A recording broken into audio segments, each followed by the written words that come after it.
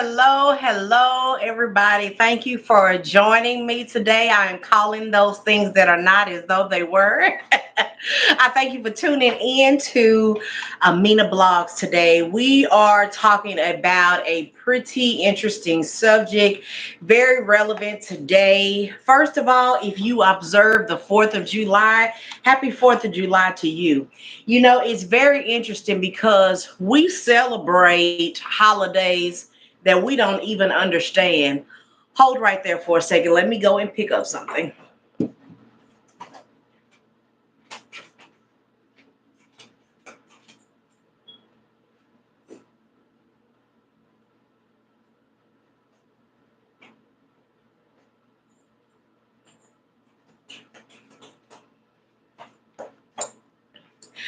But yes, indeed, sometimes we celebrate or observe holidays that we don't even understand.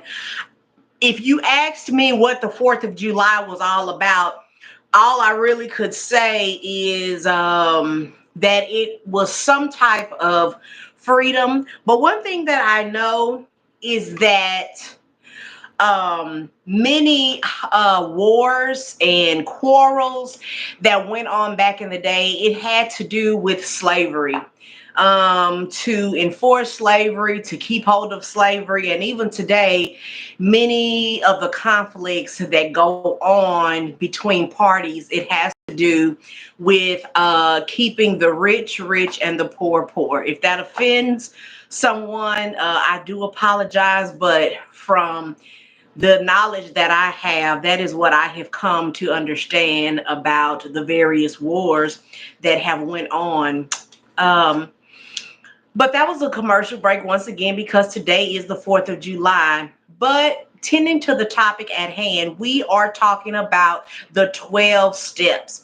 And the reason why I mentioned that it was relevant is because today, just like most holidays, are days or is a day that gives us an opportunity to celebrate. And unfortunately, many times these holidays are not celebrated responsibly, especially if a loved one has trouble with alcohol or drug addiction. There are struggles. In order to keep these things under wraps, especially when holidays roll around and once again it is time to celebrate. Okay. So hopefully that's not your situation, but if you have tuned in, it may be. And these are just realities of life. We love our loved ones. I had a question this morning: is AA the same as Al-Anon and or Alcoholics Anonymous? And no, that is a very good question. AA, which stands for Alcoholic Anonymous, is for the sufferer of the disease of alcoholism. Al-Anon was created for families that have loved ones that are under some type of addiction to either alcohol or drugs. So it was created for the families. But just as the title said, there is hope. There is hope for the loved ones. There is hope for family members. Today, I attended, if you are a family member of a loved one that is addicted to drugs or alcohol, your Al-Anon meetings are a great go-to for your support, because we all need to be supported. We don't need to handle situations in life all on our own. Sometimes people may feel that it is an embarrassing topic. Sometimes people feel shame for their loved one, but no need, because the reality is, if we look out into our society, into our culture, everybody has problems, everybody has issues. Your issue may not be my issue may not be your issue, but undeniably we all have problems. So it's how we deal with them. There are supports available, you know, for various types of struggles. And when you are involved with a loved one that is addicted to alcohol or drugs, there are truly support groups available to you, and it helps you to have solutions. It helps you in your relationships to not feel hopeless, but a sense of value and a sense of worth, and it gives you a better quality of life. Okay, so you will find millions and millions of people who have survived. They call alcohol a family disease, and it is truly something that our loved one, that we have to understand that it is a daily struggle for them. Just like it is a daily struggle for them, it is also a daily struggle for the loved one. We call ourselves caretakers. There are terms that you will hear many times in Al-Anon. One of them is my qualifier.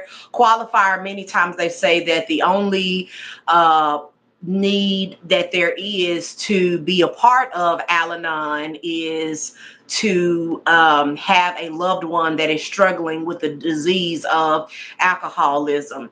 Okay, and so many times when people say qualifier, sometimes they speak of themselves because they feel that they struggle just like their loved one.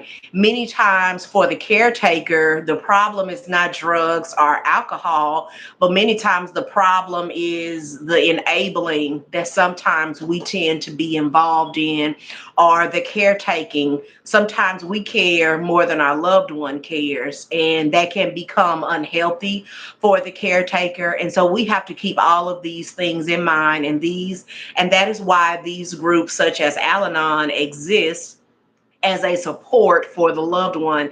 Not only does Al-Anon exist, but they also have groups called Alateen, and that is for your child. Not only is the alcoholic or the person that's addicted to drug, not only are they affected by the disease, but the entire family is affected by the disease. And so that may not only include a spouse or sibling, but it also includes the children.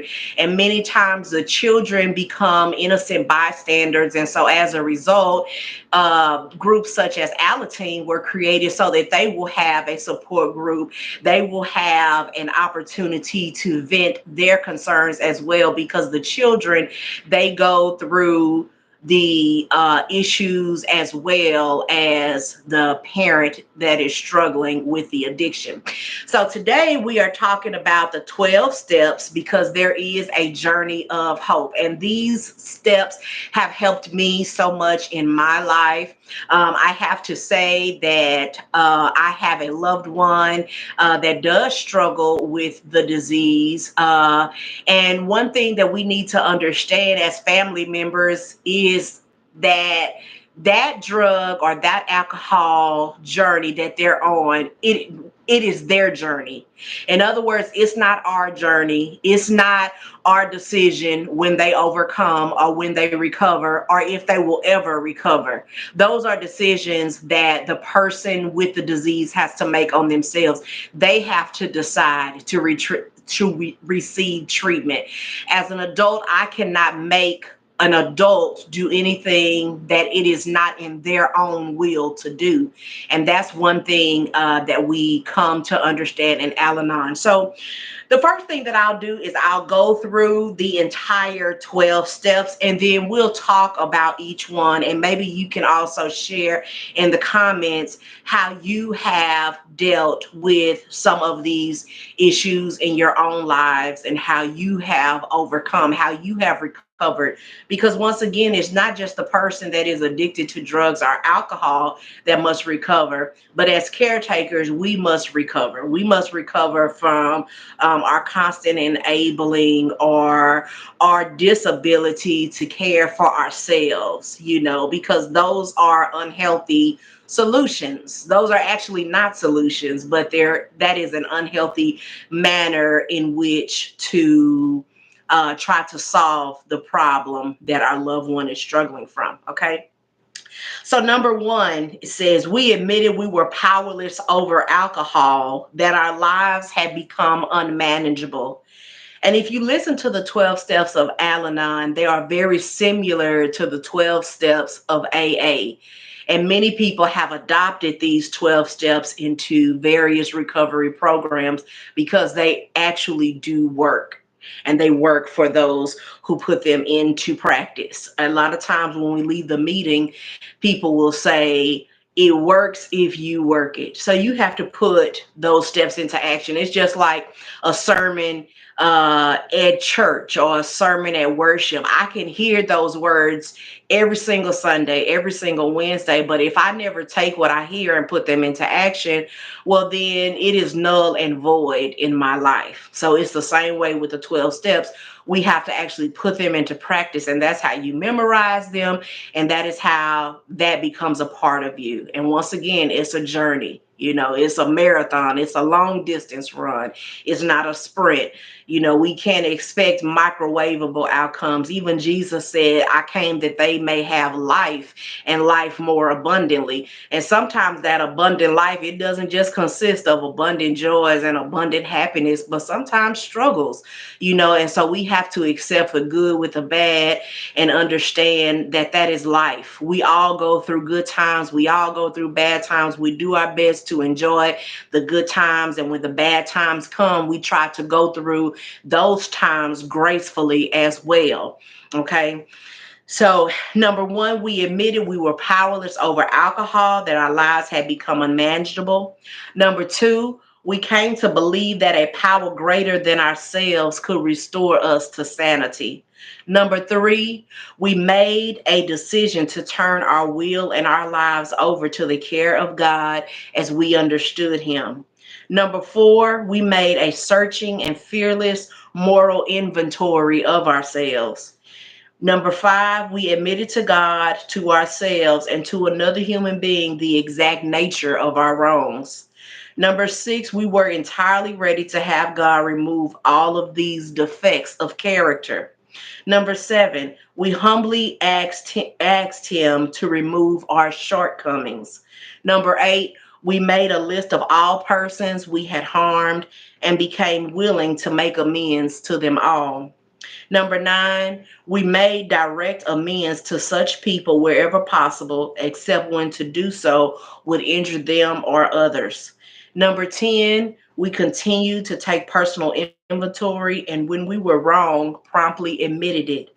Number 11, we sought through prayer and meditation to improve our conscious contact with God as we understood Him, praying only for knowledge of His will for us and the power to carry that out.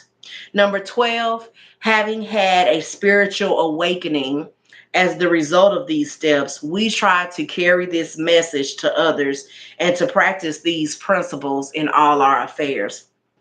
I love the final step because Al-Anon does not only work with a person's character when they're interacting with a loved one, but it also treads into other aspects of life. Following the 12 steps of Al-Anon or the 12 steps of AA, it can help in your own personal life developing character. It can help you as a parent. It can help you as a spouse. It can just help you take better care of yourself in general. So that is why I love the 12 steps, and I practice those steps. So number one, it says, we admitted we were powerless over alcohol, that our lives had become unmanageable. One thing that's done in Al-Anon meetings is we talk about our progress, how we're putting the 12 steps into practice, and how we're using them in our daily lives. And many people will tell you a lot of times that they have to go back to step one. Step one is the first one because it is one of the most important. We admit it. To admit, I have to acknowledge. That means, first and foremost, I cannot be in denial about my loved ones drinking problem. One of the easiest ways to handle problems is to try to ignore them. So it's just like if I have a cut on my arm, I can try to ignore that it's there, but what will happen if I don't treat that wound? It will get infected. It only gets worse. And so many people talk about the elephant in the room. Let's talk about the elephant in the room. And many times that elephant in the room is what's there right in front of you, the alcoholic. But of course, again, many of us, the way that we cope, and I love that word cope because coping is a mechanism.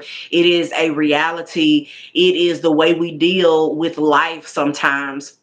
But to cope, sometimes we are in denial. Oh, oh, they're just recreational drinking. We'll give excuses. Okay. So the first step says that we have to admit that we were powerless over alcoholism.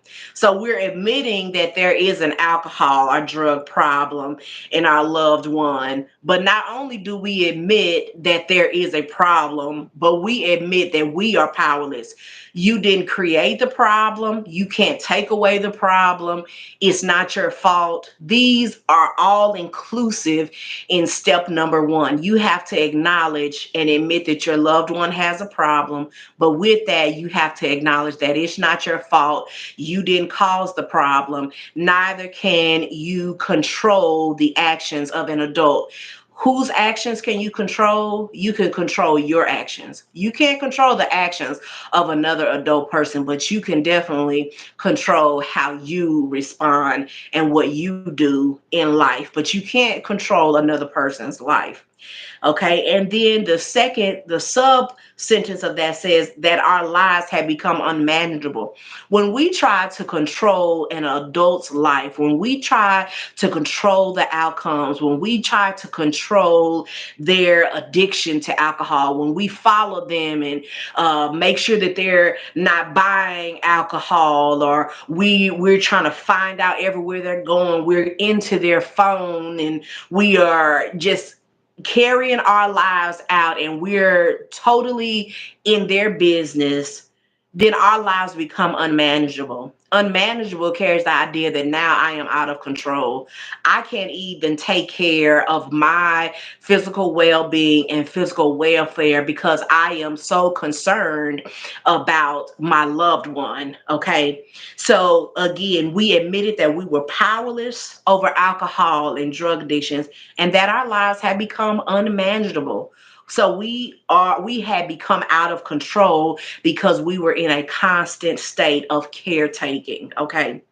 Number two says, we came to believe. I love the terminology in the 12 steps because it is a process, it is a journey. We came to believe. That tells you that as the loved one, you have to be patient with yourself. Okay. You have to give yourself time. It's a lot to work through. And don't ever think that you can manage these problems alone, because the reason why we are on this earth, even God said it is not good for man to be alone. He was not just talking about a spouse, but he's talking about each other. The reality is that we need each other. That's why Al-Anon does not exist as a one team. There's no I in team. It takes all of us sharing our experiences, sharing what we all have been through. So I love that verbiage in the second step. It says, we came to believe that a power greater than ourselves. If it was in my power to control what occurs in this life, I would feel so hopeless. But I am glad that I serve a higher power who actually does what? Holds the world in the palm of his hands. He holds the world in the palm of his hands. He holds my babies in the palm of his hands. He holds me in the palm of his hands. He holds my relationships. He holds my family. He holds everything in the power of his hands. And that is a comfort to me. So, but it takes time to come to believe that a power greater than ourselves could do what? Could restore us to sanity. So in step one, we realize, we have analyzed that we're out of control. Some people never come to the realization of step one. They don't even realize how out of control they are. They have lost their health. Their blood pressure is elevated. Their cholesterol is, they have a weight gain or weight loss that they didn't want. They have eating disorders. Until you understand that something's wrong, how can you make things right? But once you understand that it's something wrong, that my life is out of control, then you come to a place and now you're able to cast all your cares. The scripture says, cast your cares on God. But if you don't know that you are weighted down with a load of cares, how can you cast that on God, which you don't even recognize that you have? You don't realize how weighted down you are. I have seen people and they'll go to a physical therapist, and the physical therapist is just saying, oh, you just so tight in there. You be like, Oh, I am. Sometimes we don't even realize how much stress that we're under, that we're not getting enough sleep, that we're not nourishing ourselves properly. Sometimes we don't even know. But once we know, then we're able to cast our cares and believe that there is something out there bigger than me that can help me. In other words, the second step carries the idea that now I can actually be restored to a sane mind, but it's going to take something on the outside of me to restore me to a state of sanity. Then the third step says, made a decision. I love how it starts out. Made a decision to turn our will and our lives over to the care of God as we understood Him. As we understood Him carries a universal group idea. You know, people that come to Al Anon, you know, alcohol and drugs, it is not. It's not people related. In other words, it doesn't just attack certain groups of people or certain classes of people. The best of people have been affected by alcohol and drug addiction. You know, all races of people are affected by alcohol and drug addiction. Your education status, the job that you have, doctors, lawyers, the homeless, the poor, all have been affected by the disease of alcohol and drug addiction. So I love the third step that says we made a decision. One issue in life that shows that we are mature is when we're able to make a decision. Woe to me when I cannot decide, when I am confused. So in step one, I'm out of control. Number one, I realize I'm out of control. Number two, I'm casting my cares and I'm going to give my will over to a power that is bigger than me. And I'm going to make a decision. Those seem to go together. I'm going to make a decision to turn my will. In other words, God, I can't do it, but you can. That which is bigger than me, on the outside of me, that which holds the world in the palm of his hands. I, little old me, well, I'm kind of, but I can't do it. But God can. That which is greater than me, that which holds the world in the palm of his hands, who is greater than me, he can make our lives manageable and we are able to turn our will over to him. Okay. Then the fourth step says we made a searching and fearless moral inventory of ourselves. So at this step, and once again, you can think of the 12 steps as climbing a ladder, and we're trying to get somewhere. We have goals in mind. One is the quality of life. My daughter, she memorizes the preamble of the Constitution, and it says life, liberty, and the pursuit of happiness for all. We all have that as a civil, as a human right to all of us, the pursuit of happiness, okay? So when it says we made a searching and fearless moral inventory of myself, basically, some of the old folks used to say, now I have to soul search. I have to look within me, and I have to see where are my struggles. There was R.C. Blake's the other day. He said, the choices that we make in relationships speak volumes about ourselves. And then he said that a man or a woman will look and say, "Oh, I got a dumb wife. Oh, I got a dumb husband." He said, "Well, it's probably because you dumb." And I'm sorry he said it that way, but the reality is, would we be in Al Anon if we didn't have a part to play in this relationship? Remember, it takes two to tango. So I have a loved one in my life that's addicted to drugs or alcohol, but some type of way our personalities connected and I chose him. So I have to be accountable for my choices. I have to be accountable for the decisions that I make. And so we have to, in step 4, make a searching and fearless. Don't be afraid of what you might find. The reality is, sometimes we have flaws in our character. And sometimes the flaws in our character may be the reason why we end up maybe with some people, they constantly choose an abusive mate. Okay. It is something about their character that is showing some type of vulnerability that the abusive person is feeding on. And so when we get to step 4, we have to look within ourselves and say, what are some things, some issues about me? Am I weak where I need to be strong? Am I weak where I need to be stronger? Because the reality is, even though we're adults and we're older, some things that occurred with us in childhood, many people in today's day and time, it is not rare to find people that are a part of single parent households. They have witnessed divorce, they have witnessed drug and alcohol abuse within their own home. Some have even experienced the traumatizing experience of physical and different types of abuse as they grew up. So as a result, some of this it hinders us from being the best version of ourselves. But there is help. We can make a fearless inventory. Again, I love how it says fearless inventory, because don't be afraid of what may show up. I went through a season in my life where not only did I have to go through verbal talk therapy with professional counselors, but I had to go through other therapies like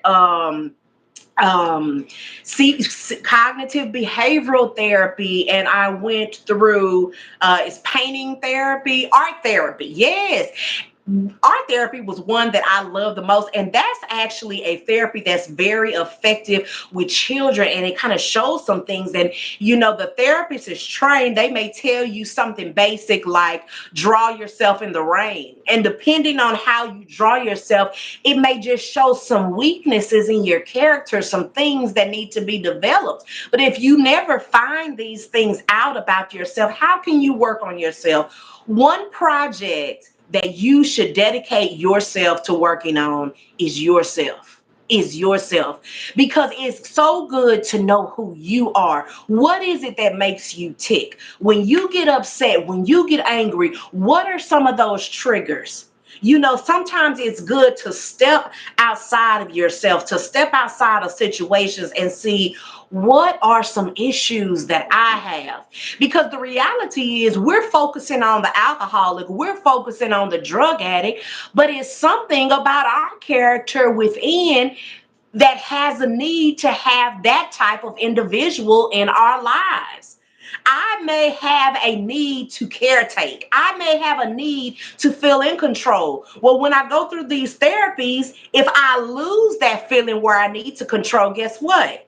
When it's time to attract a mate, I may attract a more healthy type of mate and gain a healthier relationships. Okay. Sometimes our relationships are not healthy because we're in it. And we need to become healthy. So the best project that you can work on is yourself. Self-development. I loved that season in my life. I read self-help books and I was all focused on me. But one thing that I had to do was not be in denial. I had to realize that I'm not perfect.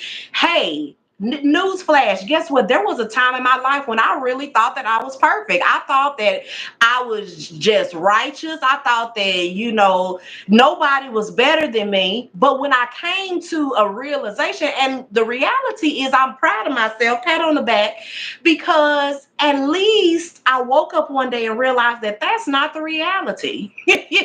Some people go through life and they never realize that in relationships that have failed, they didn't realize that they were actually one of the biggest problems. So when I realized, hey, I have a part to play in the fact that these relationships are not working out, and I have to fearlessly realize that, hey, none of us are God. Even the scripture says all have sinned and fall short of the glory of God. So it's not one person that can stand before God and say, I'm perfect and I'm without flaw. And so the sooner that we realize that we have problems and that we have issues, the more humble we become and the quicker we can start taking care of ourselves. Okay. And many times when we start taking care of ourselves, sometimes we will just watch problems dwindle away. And it doesn't mean that you are the reason for your loved one's drug or alcohol addiction. Some men say, I drink because I'm married to her. But no, don't think that way. But always be willing. Those are called excuses, okay? This is excuses for my bad behavior, okay?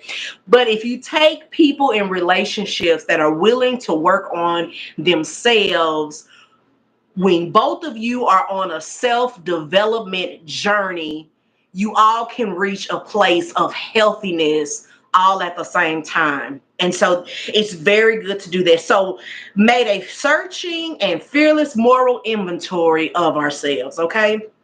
Then number 5, step 5 says, admit it to God, to ourselves, and to another human being. I love how the 12 steps put this. You got 3 witnesses there: God, to ourselves, and to another human being, the exact nature of our wrongs. I love how it starts off not with I admit it to myself, but I admit it to God. Why is this key? Because God knows you better than you know yourself. Hey, God knows you better than you know yourself. Guess what? God created you. Did you wake up this morning and look in the mirror and realize I have a creator? God created you. The scripture in Psalms 139 says that God molded you and shaped you, and he knew you in your mother's womb. Do you know when a man and woman come together and they cohabitate, do you know that there is an option for millions of different individuals to be chosen, but you were chosen? God fertilized that egg and that sperm to come together, so there is no one like you. Did you know no one has your same fingerprint? You are an individual. You are special, and you are created. You were specifically handpicked by God the Father himself. So that's the key. The first person that you have to admit your faults to is God. And basically, admitting to God is simply agreeing with God. God already knew you had these hangups. God already knew I was self-righteous. He knew I was prideful. He wanted me to see it. He wanted me to see it so then that I could be able to help myself. And sometimes God is just that way. He's looking for humility. He knows that we have these issues, that we have these problems. Are we going to go around in circles and stay in denial and not help ourselves? Okay, so 5 is we admit it to God, then to ourselves, and to another human being. It's something about, even in scripture, it's something about the power of confession. The scripture, when it says believe and you will be saved, it does not leave out the fact that you have to confess with your mouth. Before a person is baptized, they'll say, do you believe that Jesus is the Son of God? That's a command to do that. The scripture says we believe with our heart and we confess with our mouth. There is something so powerful about confession. If myself and my husband, if we get into a tumble today, the scripture says, don't let the sun go down on your wrath. It's important that not only do I feel sorrowful for the fact that I cursed him out. I don't do that no more, y'all. But I need to walk up to him and say, baby, I apologize. I lost control of my emotions today, and I'm sorry. So not only did I believe, but I took it a step further to confess. So that's why it's important. You confess to God. You look in the mirror and confess to yourself, to your own self, be true. I am self-righteous. I am prideful. I am high-minded. I am heady. Whatever your I am is, you got to look in the mirror and acknowledge what you find. And many times it's going to come up. Don't deny yourself the beautiful opportunity to know who you are. The scriptures even are a mirror. And when we go into them, God will intentionally show us ourselves, show us our wrongdoings, show us where we are lacking. Don't just go to church and hear a sermon and know that you're off and don't get it straight, because guess what? Again, God already knows. I just need to acknowledge with myself, okay, this is wrong. And did you hear that? Okay. Did you see the downcast in my face? The shame facing this. I'm ashamed. I'm sorry. But the power of confession. So I need to talk to another human being and let them know I am wrong. I've been very prideful. I've been very self-righteous. I have accused this man of being the only one that is wrong in the marriage, but I'm wrong too. I have not been an angel. And it takes power to acknowledge and to accept and to open up and to be authentic and to share and say where you are wrong. Okay.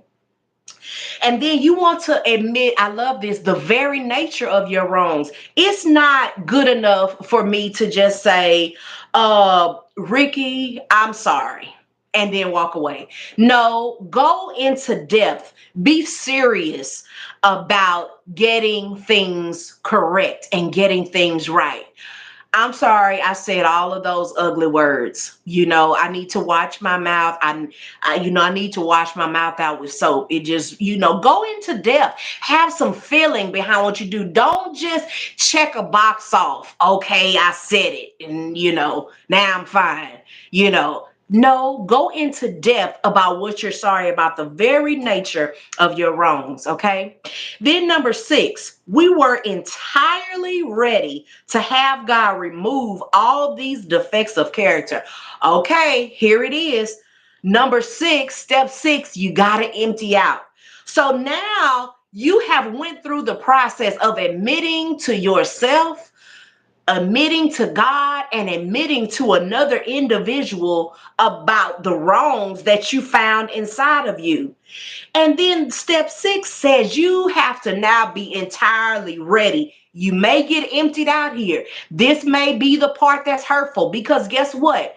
You have been around you all your life, and all you know is how to be ugly, how to react in times of anger with curse words. You are all that you know. And some people, they many times will say, well, I just have to be myself. Sometimes that's the worst advice that you can give some people, is to just be themselves. And nowhere in scripture does the scripture encourage us to be ourselves. The scripture encourages us to be like Jesus. That means where there are ways that I am unchristlike, I need to cover myself with Christ and be like Christ. So we have to be ready to be broken down.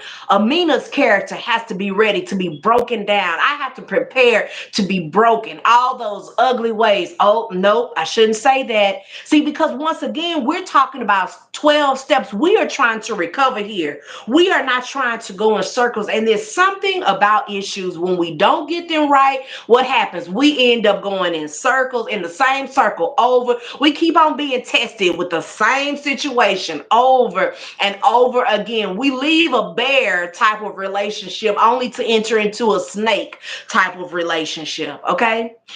So we were entirely ready to have God remove all these defects of character. Be ready to wake up and be a different person. And don't worry about it. People will notice, and people say, oh, you sure acting strange. People that used to know you, and now your speech sounds much more godly, and you just different now. And so be ready for some of those friends maybe to draw away and not understand, but it's okay that they don't understand, because they don't understand the turmoil that you have been through and the turmoil that you're trying to recover from.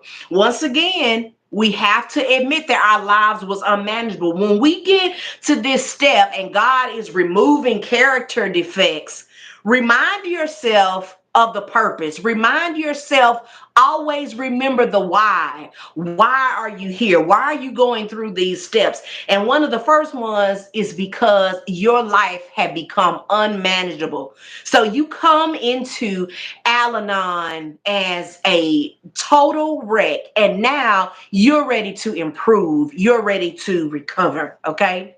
Then step 7 says we humbly asked him to remove our shortcomings.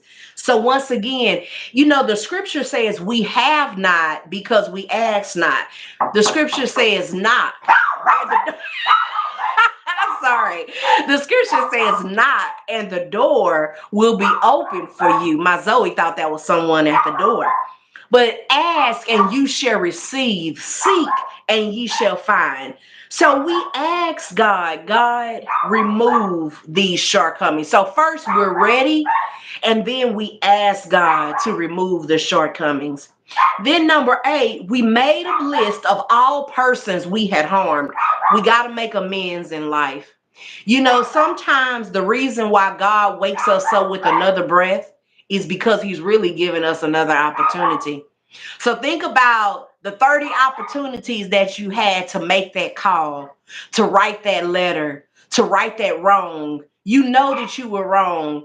Think about how many opportunities God has given you to make amends. We have to make amends in life. If we just go through life, if I stole your $50, and I tell God, God, I'm sorry, and I tell myself I need to stop stealing, what's the next order in line? I need to go return your $50 that I took.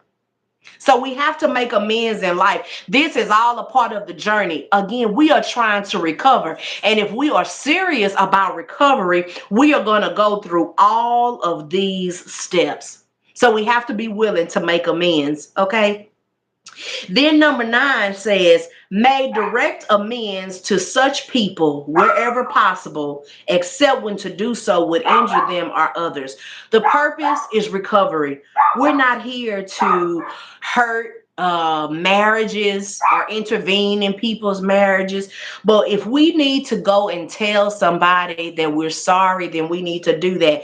And now, if it's our old boyfriend and our old boyfriend is still married to his wife, we don't want to go and try to make amends to them, because then we may be rekindling a relationship. You see how we're causing problems. So that's why it has that ad lib there, that you don't want to injure anyone in your effort to make amends. So we have to make amends in life.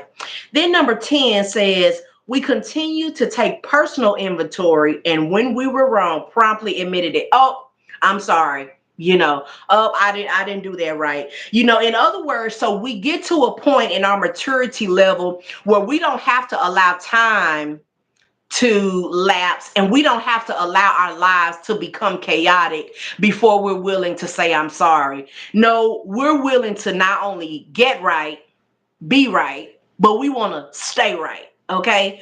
So, okay, if years ago I need to apologize because I said ugly words to you, so now if it just so happens that I make a slip up, I'm not going to let time go, get in a chaotic lifestyle, and then decide I need to go make amends. No, I'm getting right. I'm being right. And baby, I'm staying right. I'm going to stay right. So at that moment, we are human beings. We make mistakes. We slip up sometimes. We say things in the wrong spirit sometimes. I apologize. One thing I try to do to keep a clear conscience, and this is scriptural, that we keep a clear conscience, is when I'm driving on the road, the one place where you will find plenty of conflict is on the road. It's called road rage. Okay. So one thing that I make sure I do is when I need to cut in front, sometimes you need to change lanes or something, I make sure I wave just to say thank you, just to let them know I'm not entitled to get in front of you, but that's just a way to keep my conscience clear. Thank you. Because some people can get into a hustle during road rage, and that weight of that conflict will last with them all day.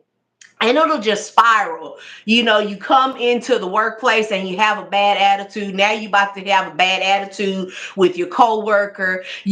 So if we just maintain that I'm going to be right, that I'm going to do right, and that I'm going to stay right, we can keep a clear conscience. And we can just be good people. And that's all good. Okay. So then, and every day it's a personal inventory. That's one thing that I love to do is I love to journal. One thing that I used to do back in the day when I was very immature, if I wanted to curse somebody out, I would actually write the curse word on a piece of paper. Then I take it and tear it up. But I was growing. So you got to be patient with yourself. Sometimes everybody can't just go cold turkey and say, okay, I'm never going to do that again. Some people do, and they are very successful. Others, it takes them a little time. So I had to go from not saying a curse word to writing a curse word. Now I don't even have to write it down. I just, I can, say what I need to say how I feel, make sure that I'm communicating effectively. But just be patient with yourself and just continue to take personal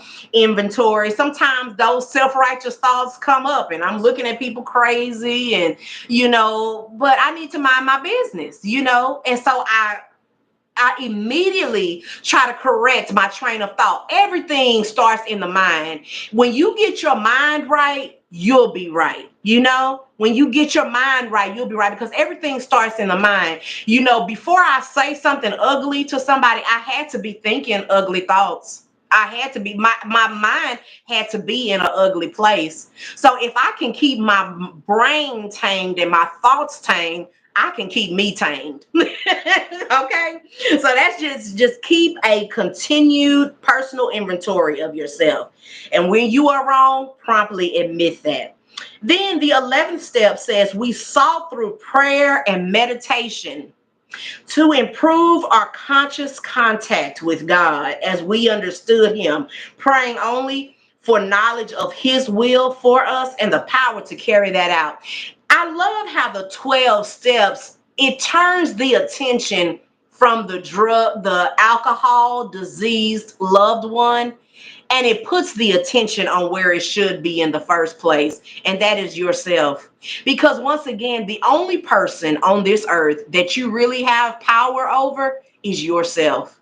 You have an authority with your children, but when it comes to their life decisions you can only control yourself.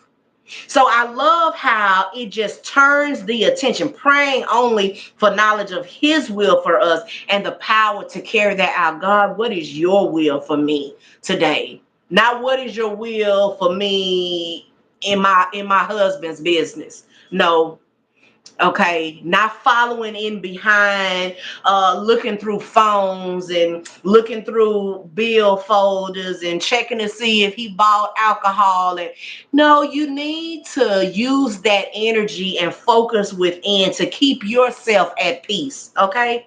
So I love sought through prayer and meditation. In other words, you are living a lifestyle of peace now. Okay. It's not chaotic.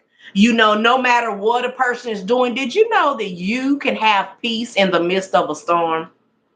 Say it with me. Say, I can have peace in the midst of a storm. You can have peace in the midst of a storm. Jesus, when the boat was shaking and rocking and rolling in the storm, what was Jesus doing? He was asleep because he got power over the storm.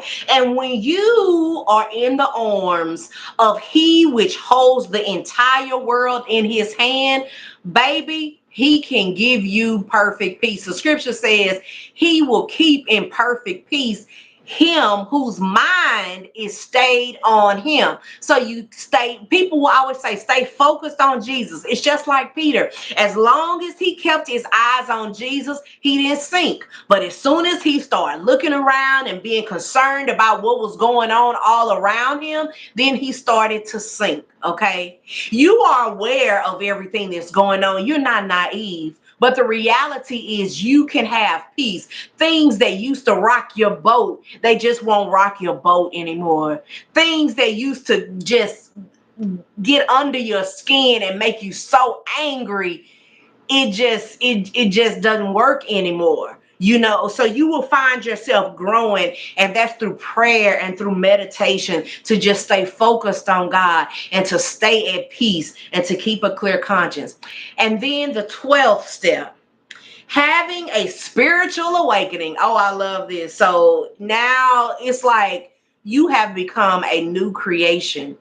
Like, even in the scripture says old things have passed away and all things become new. Having a spiritual awakening as the result of these steps. Don't forget where you came from. Understand and realize it's because you have put these steps into action. You have made amends. You have made a confession. You have turned your will over to God.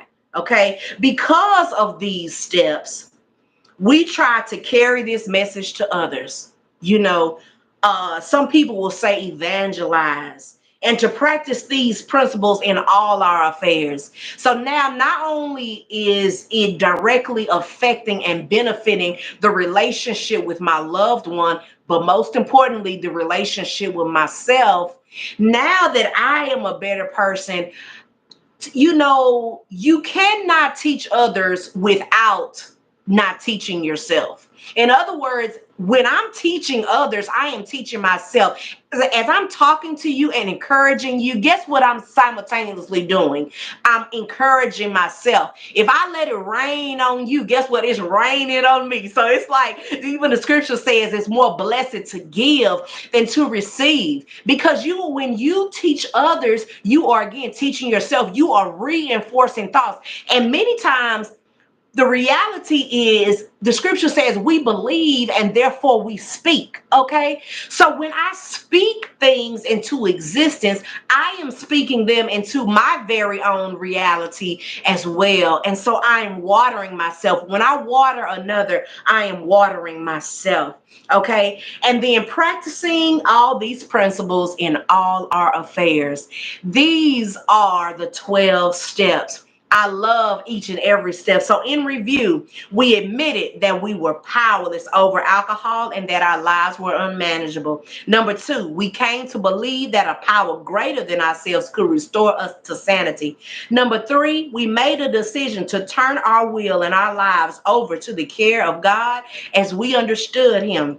Number 4, we made a searching and fearless moral inventory of ourselves. Number 5, we admitted to God, to ourselves, and to another human being the exact nature of our wrongs. Number 6, we were entirely ready to have God remove all these defects of character.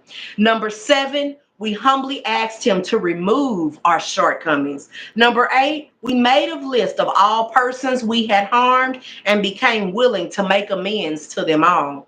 Number 9, we made direct amends to such people wherever possible, except when to do so would injure them or others. Number 10, we continued to take personal inventory, and when we were wrong, promptly admitted it. Number 11, we sought through prayer and meditation to improve our conscious contact with God, praying only for knowledge of His will for us and the power to carry that out. And then lastly, number 12, having had a spiritual awakening as a result of these steps, we try to carry this message to others and to practice these principles in all of our affairs.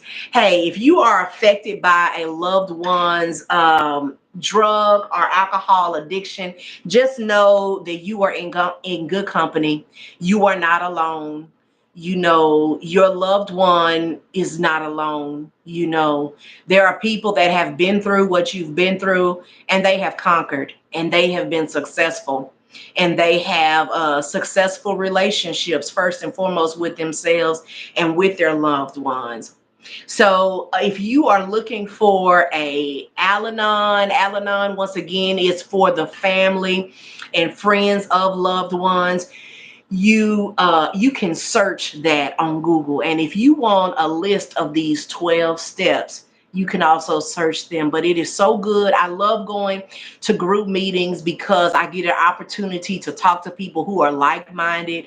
They understand exactly what I've been through. If I need to vent, if I'm a little upset, whatever is going on, I'm able to talk it through.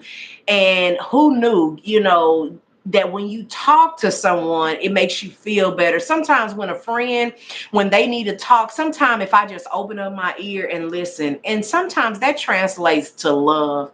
Don't always be ready to fix, because sometimes the answer is right there inside of you.